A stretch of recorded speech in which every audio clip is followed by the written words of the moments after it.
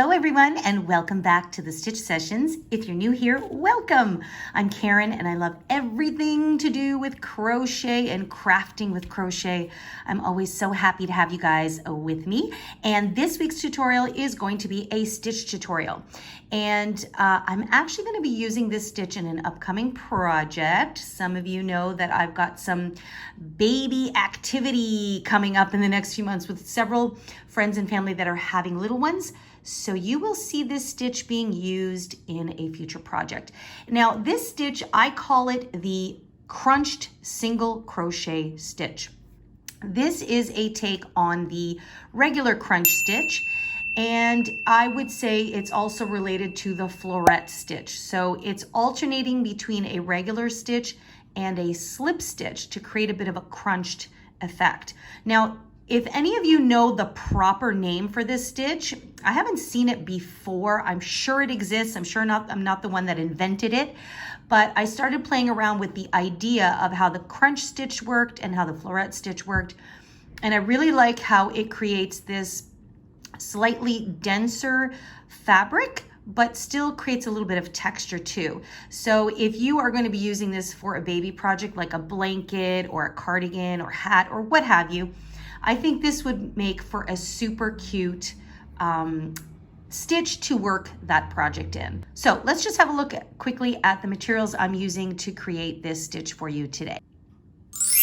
So for today's stitch tutorial, I'm just going to use a lightweight number 3 yarn. This is some leftover from a previous project. I'm sorry, I don't know what brand of yarn this is, but in any case, you can use your desired yarn type. Medium 4 will work really nicely too.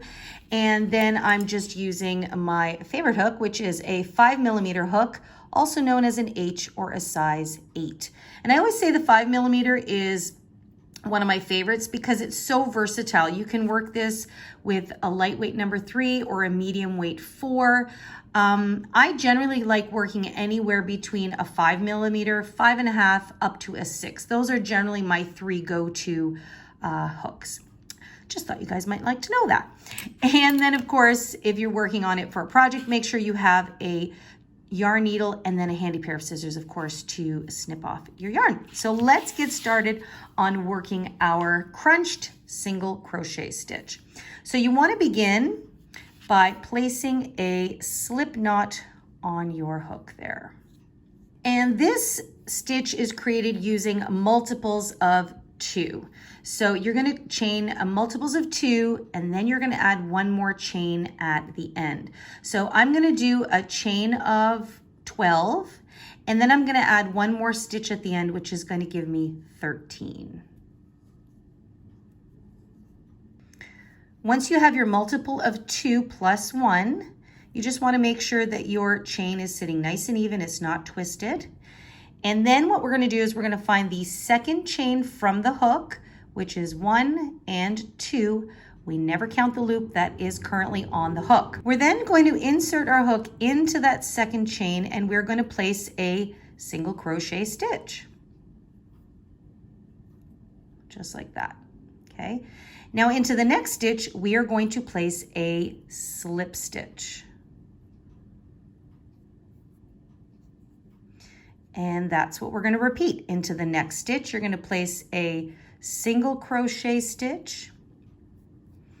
And then into the next stitch, you're going to place a slip stitch.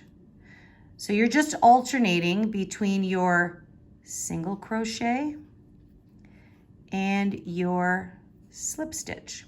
And so those of you that have seen my tutorial on the crunch stitch and the floret stitch, you'll kind of be familiar with why I felt like this was related to those stitches. And by the way, if I hadn't mentioned earlier, I will leave a link for those 2 tutorials in the description box down below so you can check those out as well. So this first row here, you might not even notice quite yet the type of texture it's creating, but just stick with me. So what you're gonna do is you're just gonna continue alternating between the single crochet and then the slip stitch until you get to the end of your row, which I'm almost at the end of mine here. So I'm just gonna take you all the way to the end, slip stitch, and then I have a single crochet And my last stitch will always be a slip stitch.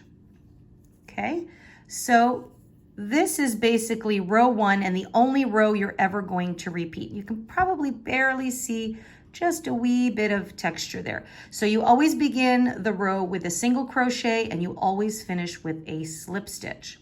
So now what you're going to do when you're working on to the next row is you're going to chain 1 and turn your work.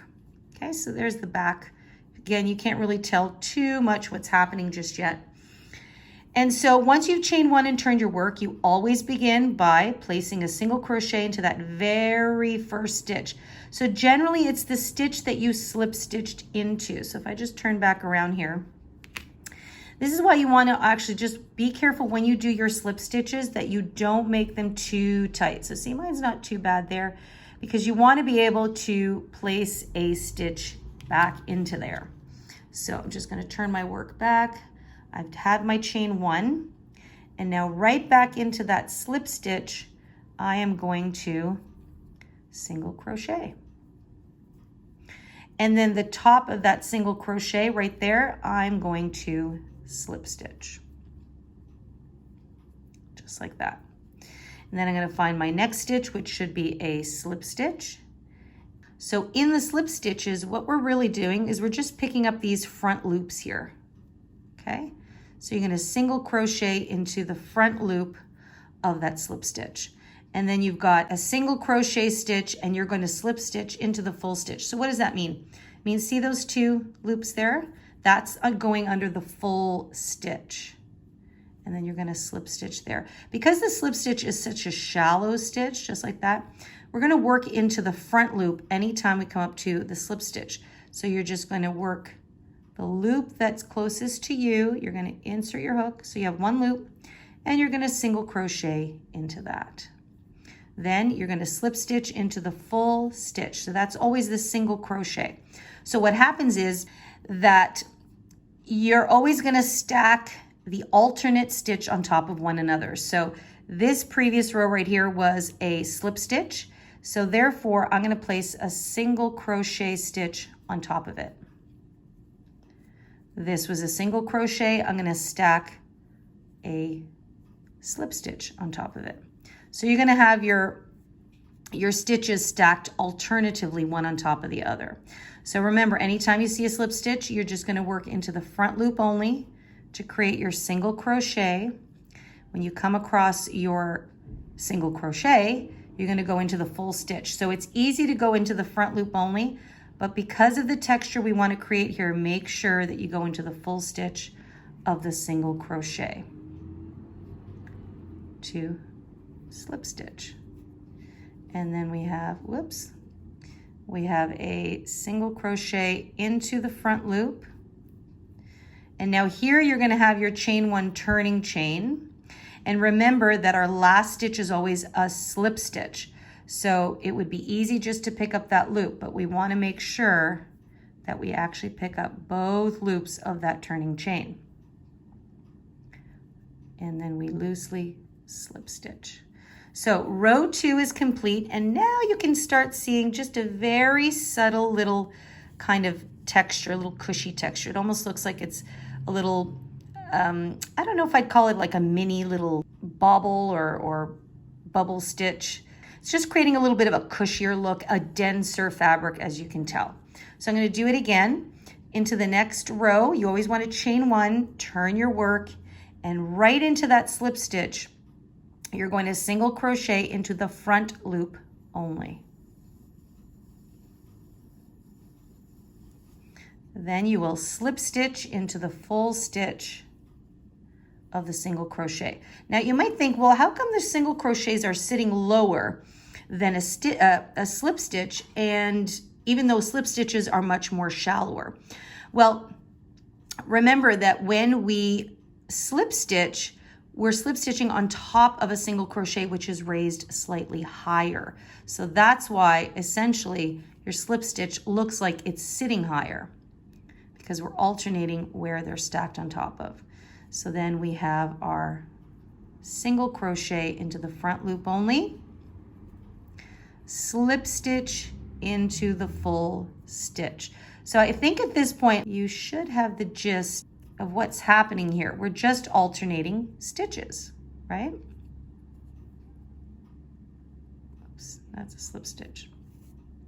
Okay, so I am now going to go ahead and I'm going to finish about 10 rows just so you guys get to see the full effect of the crunched single crochet stitch. So I'll meet you back here in just a moment. Okay, so here is my swatch complete. I actually went ahead and did about 12 rows. As you can see, it's quite a small swatch.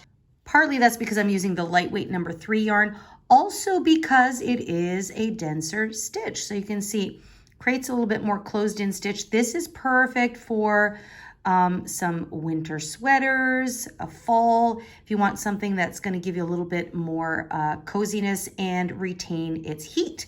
But you can see how it just gives this very subtle little, I like to call it like a bumpy texture or a little mini popcorn texture. I just love it. So that is the crunched single crochet stitch. So I'd be curious to find out what you guys are going to use this stitch for. But like I said, I'm going to be using this for an upcoming baby project, so stay tuned for that. If you have any questions about this stitch or anything at all, you guys know you can just leave them for me in the comment box down below. And as always, you can reach me directly at info@crochetcrafty.com, and I'll be more than happy to answer any questions you may have. And don't forget to visit me on the Crochet Crafty website and sign up for my monthly newsletter, because I always gift you a free written pattern every month. And if you're curious about checking out some of our other patterns, so you can visit me on my Etsy shop at Crochet Crafty Canada. And if you have enjoyed this tutorial and you would like to see more like this, or if you're new here, make sure to give me a thumbs up. Then I'll know I'm on the right track to giving you guys the type of projects you'd like to continue seeing. And if you're not already subscribed, make sure you press that subscribe button. I upload a brand new video every Wednesday morning, and that way you'll stay up to date every time the latest one is live. Make sure also to come say hi to me. I'm on the socials. I'm on Facebook and Instagram at The Stitch Sessions. And also, I know there's so many add-ons here at the end. If you feel so inclined to want to show a little extra support to the channel, you can also just press that thanks button just below the video here, and it gives you a chance to just give a little donation to support the channel in an extra way. It could be something as little as $2.